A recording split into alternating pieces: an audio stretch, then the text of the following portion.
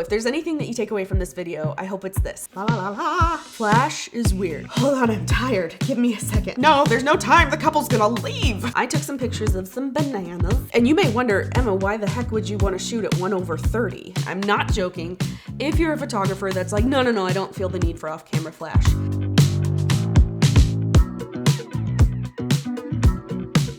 Hey everybody, welcome back to the channel. My name is Emma Berman. I'm a wedding photographer, and today we're gonna be talking all about on-camera flash. Now, it's important for you guys to know a few different definitions before we get into this so that I don't confuse anybody. One is ambient light. Ambient light is any light that is already in an image besides what the photographer adds in. If I'm using a flash, the ambient light could be from a lamp or from, coming in the window. If you hear the term strobe, that is just another word for flash. So I'm sure there's a more complicated definition than that, but simply put, if you hear someone say something about a strobe, they're talking about a flash. TTL is another term that's good to know. It means through the lens. It's another term for automatic mode, basically. If your flash is set to TTL, you basically don't have to worry too much about settings. You just turn it to TTL and, only worry about your camera settings. Another term that you need to know is sync speed. Sync speed is the highest your shutter can be while using your flash.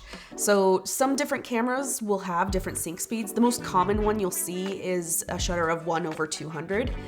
Some even can go up to 250. Any camera I've ever used, it literally won't let you go above that shutter because that is your sync speed. Make sure you figure out what your sync speed is and then don't go above that in order to avoid the black bars across your image.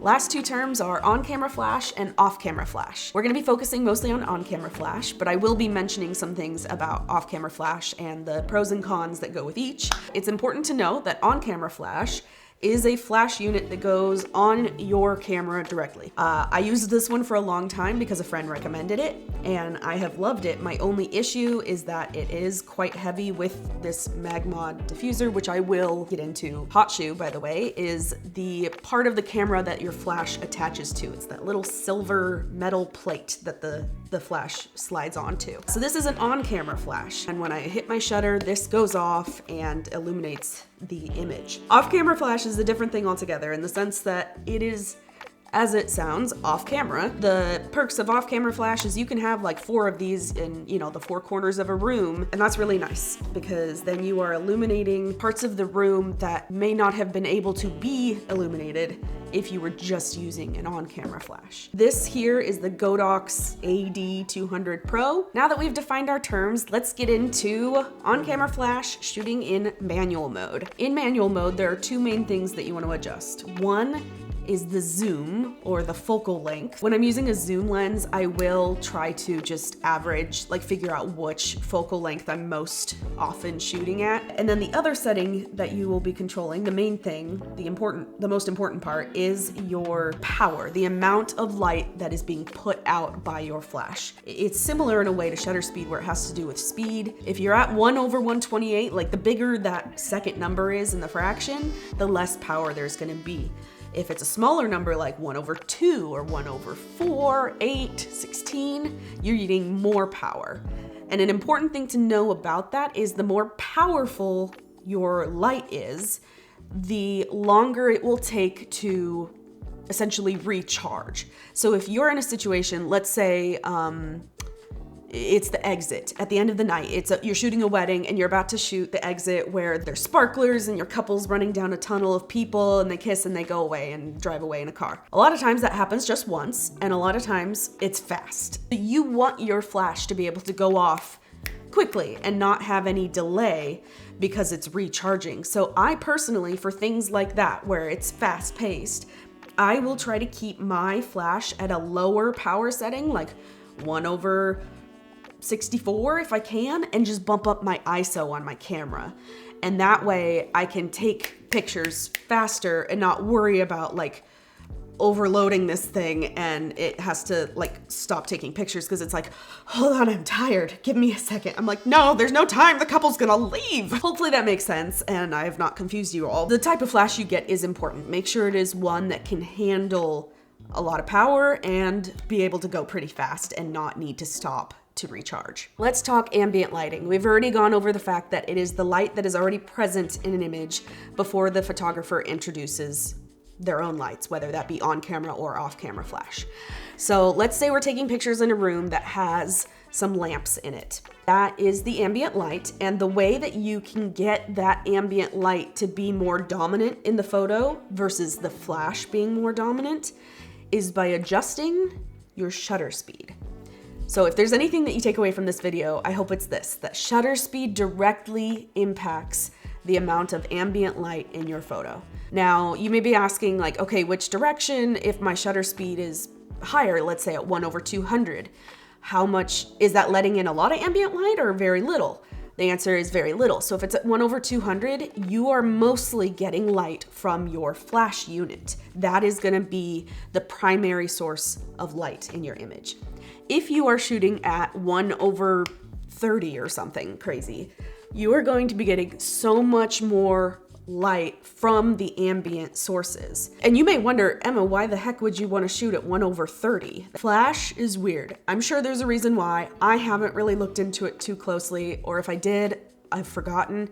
But if you've got flash going, it captures images in a way that allows you to have your shutter speed at a much lower number without involving any blurriness. It is awesome. I'm going to show you guys a series of images that show you exactly what it looks like to have very little ambient light versus having a lot.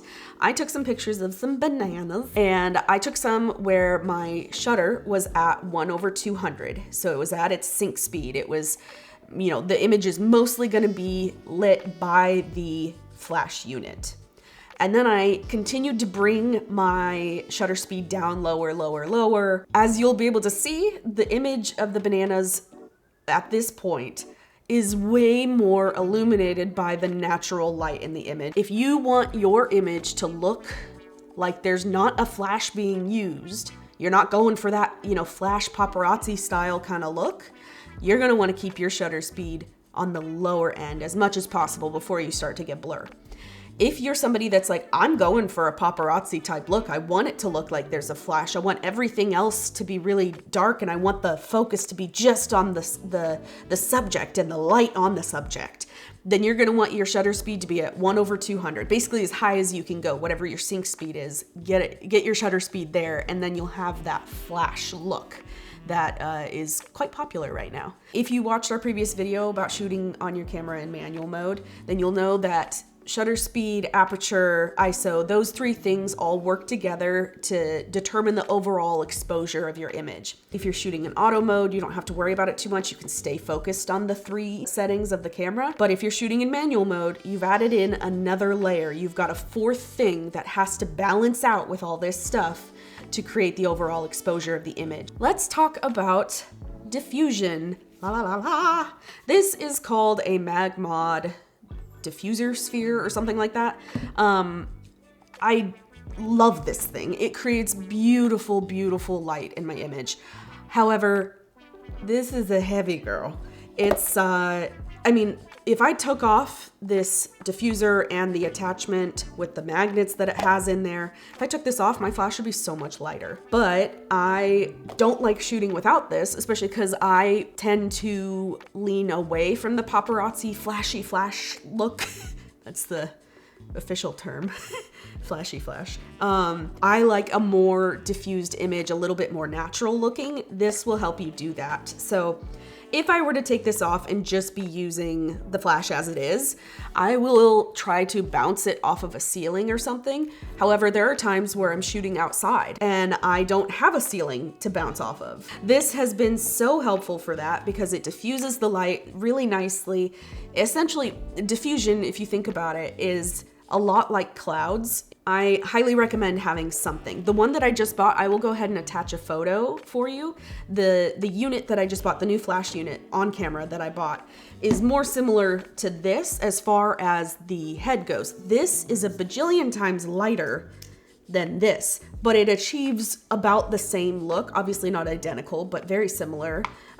Both are diffusing an image. And so the new flash that I have bought allows for this type of a diffuser to be attached to it, which is gonna be really nice because it's a lot lighter. Okay, the last thing I wanna cover is why you in the world would someone want to use off-camera flash? It's more work because you're having to bring light stands and you're having to put up these different lights around the room, and then you've got, you got your A, B, C, D, and then you got, this trigger that you got to put on your cameras, and you got to adjust your settings, and it's like, it's not just one flash unit, it's 4 maybe or something, and that could seem intimidating, which it was to me for a long time. It took me forever to pull the trigger and finally get some off-camera flash, but it has been life-changing. I'm not joking.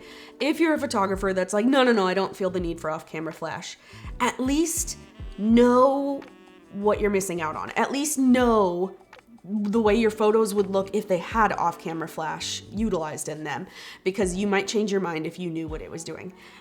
Again, maybe you're somebody that loves the paparazzi, direct, bright flash, very little ambient light kind of a look, and that's fine. But if you're someone who wants your photos to look more natural and have more ambient light and be a bit more balanced as far as the light's not just coming from one place or something, then you're gonna love off-camera flash. It's intimidating, but it's actually way easier than I thought it was gonna be.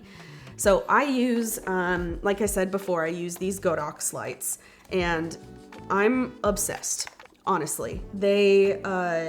They connect to the trigger. You can buy as many triggers as you need. I usually shoot on 2 camera bodies, so I have 2 of these. Actually, I have a 3rd one for my second shooter. You could even just hold this thing. There's nothing that makes me sadder than taking photos with my on-camera flash, and then I go to take a vertical photo, and the lighting looks really weird because the flash is only coming from the left side of the image. When you're shooting horizontally, it doesn't really matter. It's just like that. It's great. It's getting the whole left to right is good to go. But when you go like this and you're taking a vertical image, you can obviously adjust. You could do this, which if you didn't have a diffuser is going to create a very harsh look. So this is an option.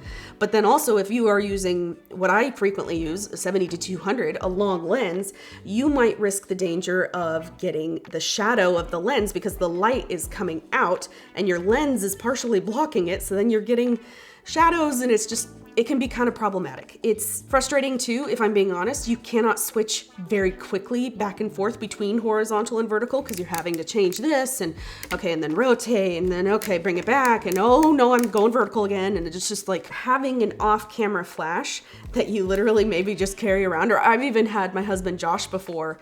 I'm doing a shoot and I'm like, hey, I want you to be this person. He will literally follow me around with this, and I'll say, okay, I want it just right above the camera, like it's an on-camera flash almost. And so we'll take some pictures, and then I switch to vertical and he keeps it here instead of it having to go here.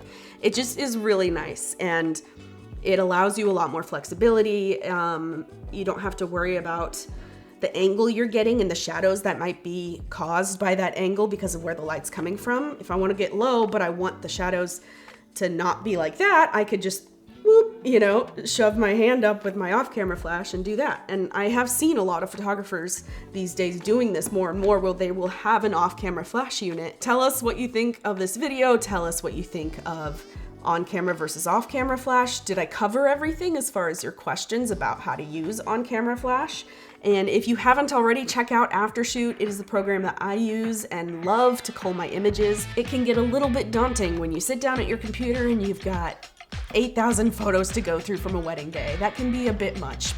If you're looking to save yourself some time and some sanity, then check out Aftershoot. It is a program that I personally use and the channel that you're watching. It is an amazing way to save yourself time and cull through your images and get it down to the photos that are the best by removing the blurry photos or the duplicates or the ones where Uncle John is blinking. Aftershoot allows you to focus on the stuff you really want to focus on. I don't know very many photographers that get excited for culling. If you're anything like me, then you know that culling can be very daunting and it can get very dull. If you want to try it out, check out the link in our description to get 30 days free access to Aftershoot.